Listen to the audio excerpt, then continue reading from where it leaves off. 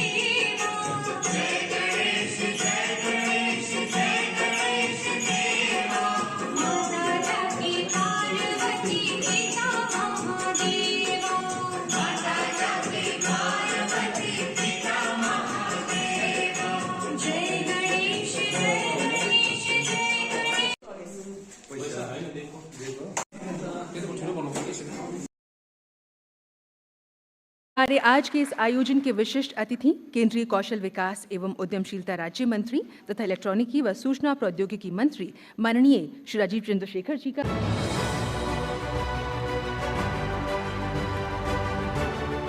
Electrician के लिए ही आ रही हैं लीना वाघमरे महाराष्ट्र से।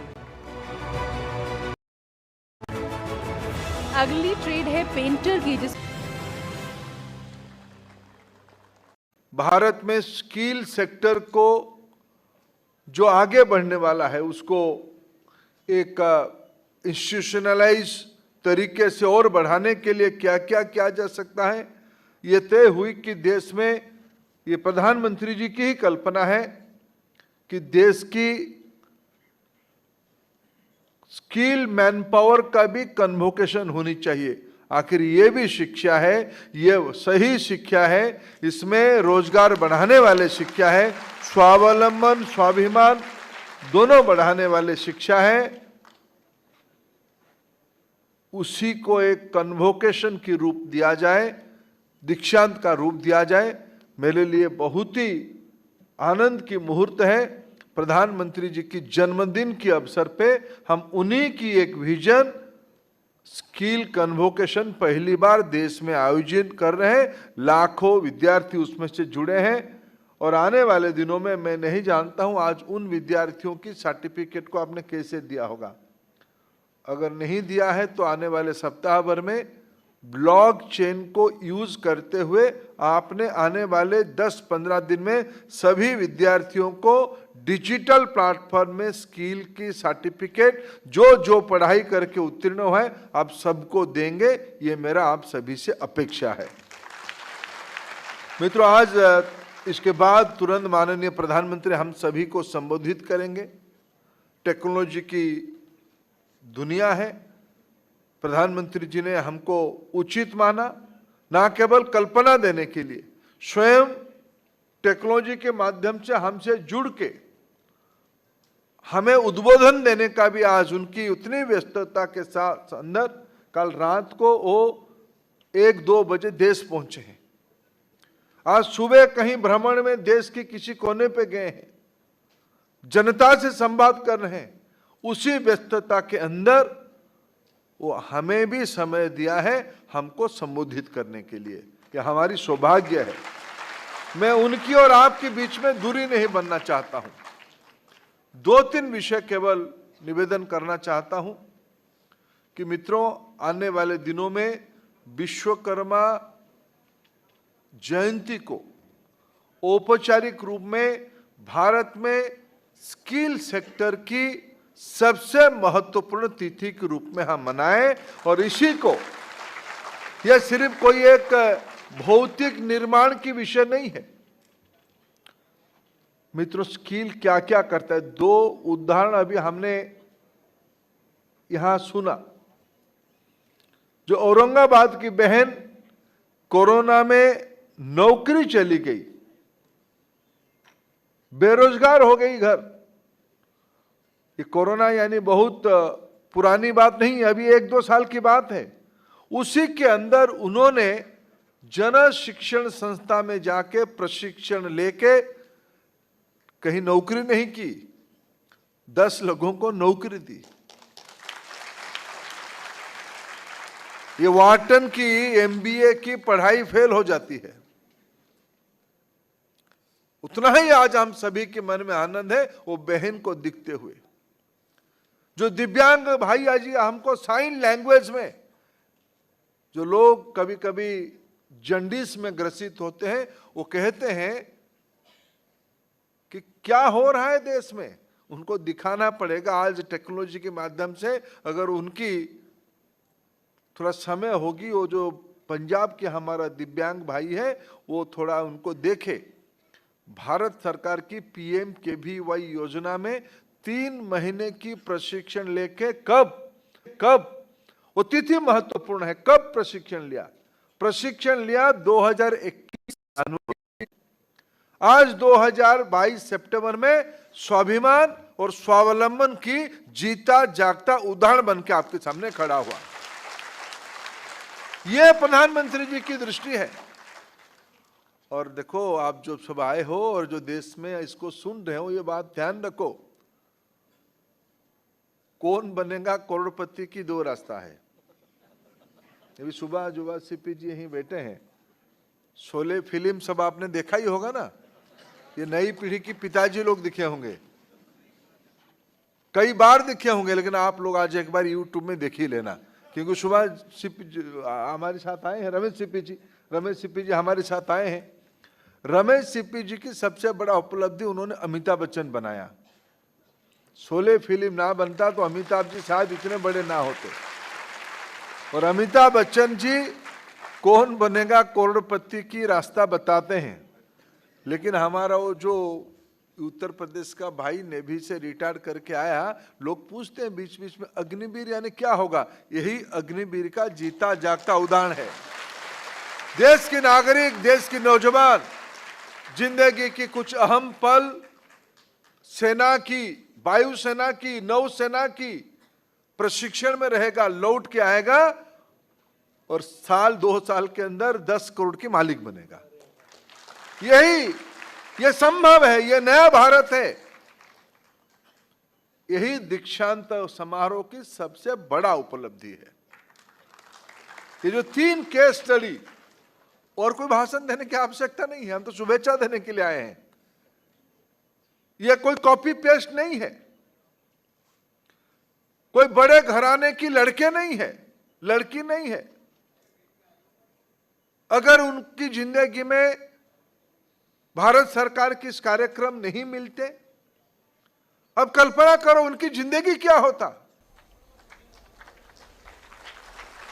आज मेरा सौभाग्य है कि मुझे देश के लाखों ITIs के छात्र छात्राओं से बातचीत करने का अवसर मिला है।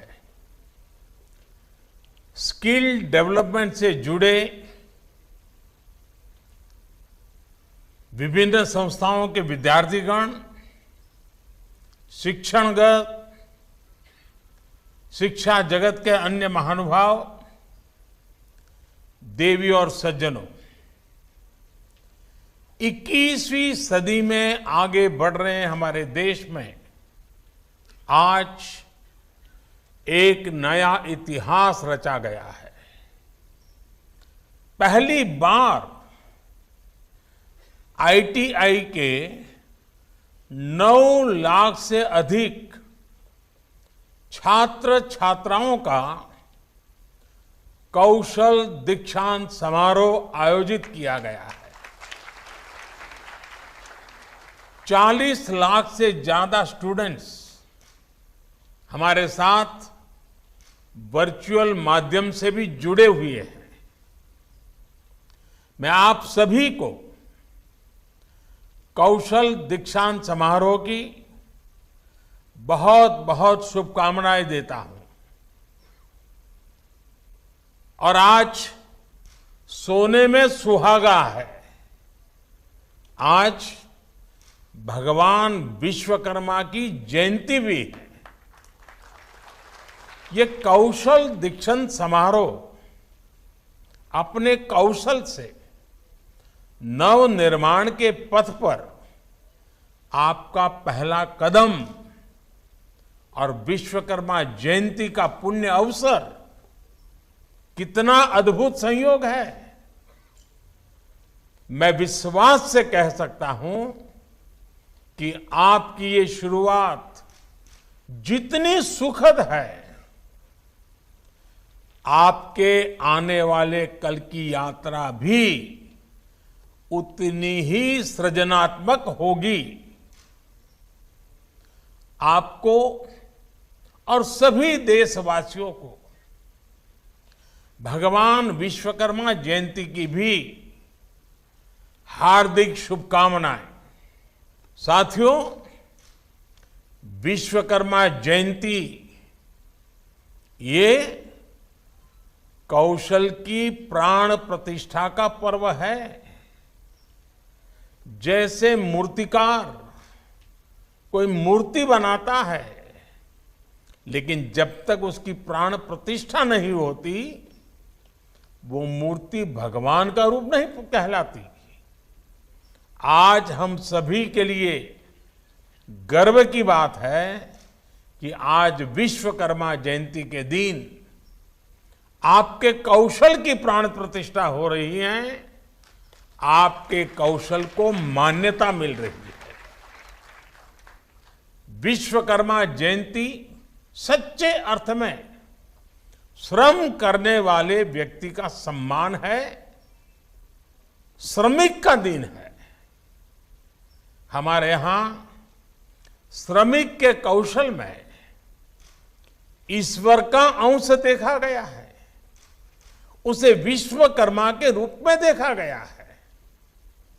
यानी आपके पास आज जो कौशल है, स्किल है, उसमें भी कहीं ना कहीं ईश्वर का अंश है। मैं समझता हूं कि आयोजन भगवान विश्वकर्मा को हमारी एक भावभीनी कौशलांजलि की तरह है। कौशलांजलि कहो या कर्मांजलि कहो, विश्वकर्मा की जयंती से अद्भुत दिवस क्या हो सकता है। साथियों, बीते 8 वर्षों में देश ने भगवान विश्वकर्मा की प्रेरणा से अनेक नई योजनाएं शुरू की हैं। श्रम एव जयते, ये हमारी परंपरा को पुनर्जीवित करने के लिए प्रयास है। आज देश एक बार फिर स्किल को सम्मान दे रहा है, स्किल डेवलपमेंट पर भी उतना ही जोर दे रहा है। इस सदी को भारत की सदी बनाने के लिए बहुत जरूरी है कि भारत के युवा पढ़ाई के साथ ही स्किल में भी उतने ही दक्ष हो। इसी सोच के साथ हमारी सरकार ने युवाओं के कौशल विकास और नए संस्थानों के निर्माण को सर्वोच्च प्राथमिकता दी है। हमारे देश में पहला आईटीआई 1950 में बना था। इसके बाद के 7 दशकों में करीब करीब 10,000 आईटीआई बने। हमारी सरकार के 8 वर्षों में देश में करीब करीब 5,000 नए आईटीआई बनाए गए हैं। बीते 8 वर्षों में आईटीआई में 4 लाख से ज्यादा नई सीटें भी जोड़ी गई हैं। इसके अलावा देश भर में national skill training institutes, Indian institute of skills और हजारों स्किल डेवलपमेंट सेंटर्स भी खोले गए हैं। स्कूल स्तर पर स्किल डेवलपमेंट को बढ़ावा देने के लिए सरकार 5,000 से ज्यादा स्किल हब्स भी खोलने जा रही है। देश में जो नई राष्ट्रीय शिक्षा नीति लागू की गई है, उसमें भी एक्सपीरियंस बेस्ड लर्निंग को बढ़ावा दिया जा रहा है।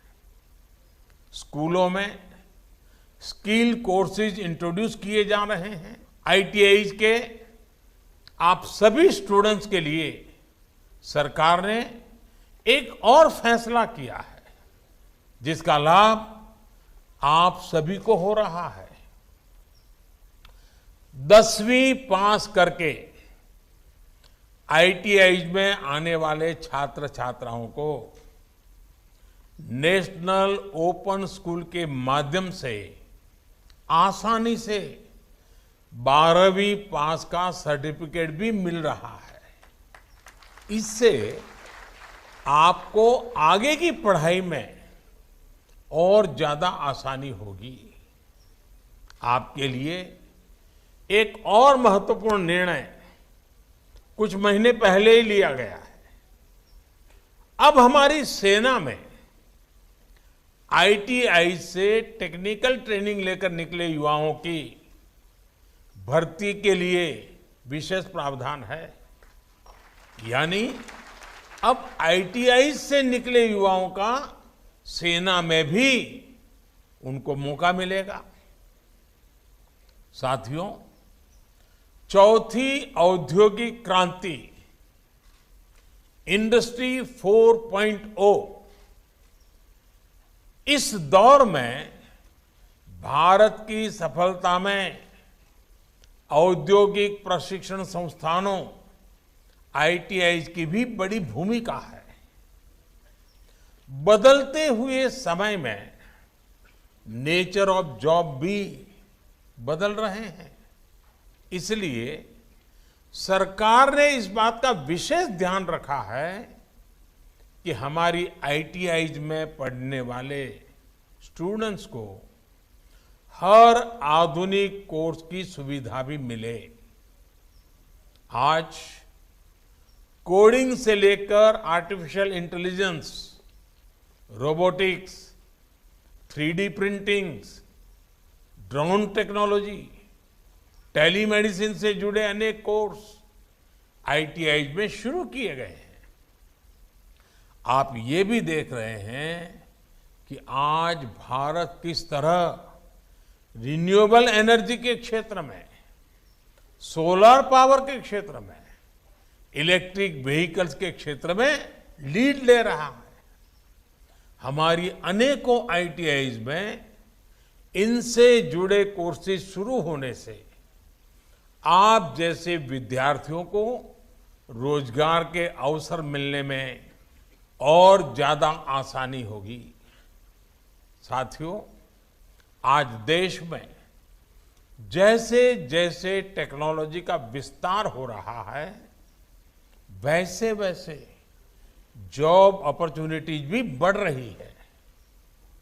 जैसे आज जब देश हर गांव तक ऑप्टिकल फाइबर पहुंचा रहा है, लाखों कॉमन सर्विस सेंटर खोल रहा है, तो आईटीआई से पढ़कर निकले छात्र छात्राओं के लिए गांवों में भी ज्यादा से ज्यादा अवसर बन रहे हैं। गांव-गांव में मोबाइल के रिपेयर का काम हो, खेती में नई टेक्नोलॉजी से जुड़े काम हो, ड्रोन से फर्टिलाइजर या दवा छिड़कने का काम हो, ऐसे अनेक नए तरह के रोजगार ग्रामीण अर्थव्यवस्था से जुड़ रहे हैं। इन संभावनाओं का हमारे युवाओं को पूरा लाभ मिले, इसमें आईटीआई का रोल बहुत अहम है। सरकार इसी सोच के साथ लगातार आईटीआई को अपग्रेड करने का भी काम कर रही है। समयानुकूल परिवर्तन का प्रयास कर रही है। साथियों, स्किल डेवलपमेंट के साथ ही युवाओं में सॉफ्ट स्किल्स का होना भी उतना ही जरूरी है। आईटीआई में अब इस पर भी विशेष जोर दिया जा रहा है। बिजनेस प्लान कैसे बनाते हैं, बैंकों से लोन पाने की कौन सी योजनाएं हैं, कैसे जरूरी फॉर्म भरते हैं, कैसे नई कंपनी रजिस्टर करते हैं, इससे जुड़ी जानकारियों को भी आपके कोर्स के साथ ही देने का काम किया जा रहा है। सरकार के इन्हीं प्रयासों का नतीजा है कि आज भारत के पास स्किल में क्वालिटी भी आ रही है और डाइवर्सिटी भी है। बीते कुछ समय में हमारे आईटीआई पास आउट्स को वर्ल्ड स्किल्स कॉम्पिटिशन्स में कई बड़े पुरस्कार मिले हैं। साथियों, स्किल डेवलपमेंट से जुड़ा एक और पक्ष है जिसकी चर्चा की जानी उतनी ही आवश्यक है। जब किसी युवा के पास पढ़ाई की शक्ति के साथ ही स्किल की शक्ति भी होती है तो उसका आत्मविश्वास अपने आप बढ़ जाता है। युवा जब मन में ये विचार भी होता है कि कैसे वो अपना काम शुरू करें, सरकार की इस भावना को सहयोग देने के लिए आज आपके पास बिना गारंटी लोन दिलाने वाली मुद्रा योजना लक्ष्य सामने है। आपको उस दिशा में आगे बढ़ना है। आज मैं आपसे एक और आग्रह करूंगा। आपने आज जो सीखा है वो आपके भविष्य, ये प्रोजेक्ट भारत के लोगों ने पूरा किया है। आप के युवा अपने स्किल की वजह से, अपने टैलेंट की वजह से हर देश में छा रहे हैं। मुझे याद है विदेश यात्राओं के दौरान मुझे कितने ही बार अलग अलग बड़े नेताओं ने कहा है कि हमारे देश में ये इमारत भारत के लोगों ने बनाई है, ये प्रोजेक्ट भारत के लोगों ने पूरा किया है। आपको इस विश्वास का भी पूरा लाभ उठाना है। साथियों, आज मैं आपसे एक और आग्रह करूंगा। आपने आज जो सीखा है वो आपके भविष्य का आधार जरूर बनेगा, लेकिन आपको भविष्य के हिसाब से अपने कौशल को अपग्रेड भी करना ही पड़ेगा। इसलिए बात जब स्किल की होती है तो आपका मंत्र होना चाहिए स्किलिंग, रीस्किलिंग और अपस्किलिंग। आप जिस किसी भी क्षेत्र में हैं उसमें क्या कुछ नया हो रहा है इस पर जरूर नजर रखें। जैसे अगर किसी ने ऑटोमोबाइल का सामान्य कोर्स किया है तो उसे अब इलेक्ट्रिक व्हीकल के हिसाब से खुद को रीस्किल करना होगा। ऐसे ही हर क्षेत्र में चीजें तेजी से बदल रही है, इसलिए आप अपनी स्किल को बदलते समय के हिसाब से अपग्रेड करते रहें, इनोवेट करते रहें।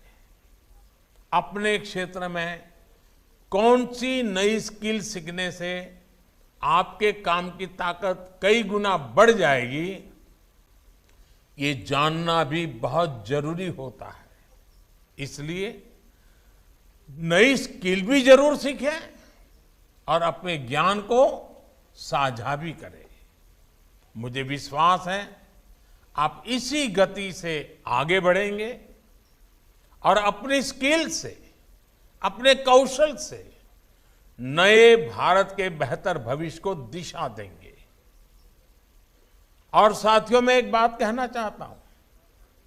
आप कभी भी अपने आप को कम मत आंकना। भारत के उज्जवल भविष्य के लिए आपका कौशल, आपका सामर्थ्य, आपका संकल्प, आपका समर्पण देश की बहुत बड़ी पूंजी है। मेरे लिए गर्व की बात है कि आज विश्वकर्मा जयंती पर मुझे आप जैसे नौजवानों के साथ, जिनके हाथ में हुनर है, कौशल है और बहुत बड़े सपने हैं, उनसे बात करने का अवसर मिला है। भगवान विश्वकर्मा के आप पर निरंतर आशीर्वाद बने रहे,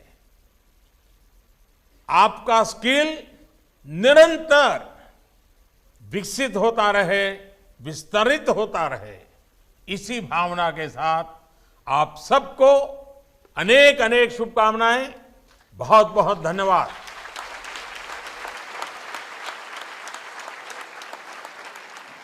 बहुत बहुत धन्यवाद माननीय प्रधानमंत्री जी, आपके आशीर्वाद के लिए। वो तक ये बंद सुन।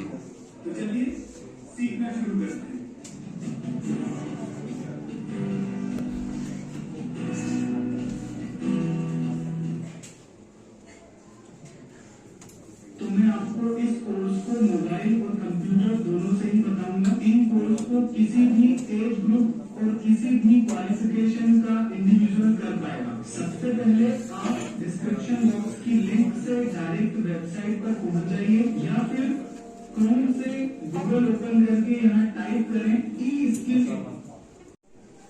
कोर्स की कैटेगरी मिलेगी। इसमें सारे सब्जेक्ट और ब्रांच के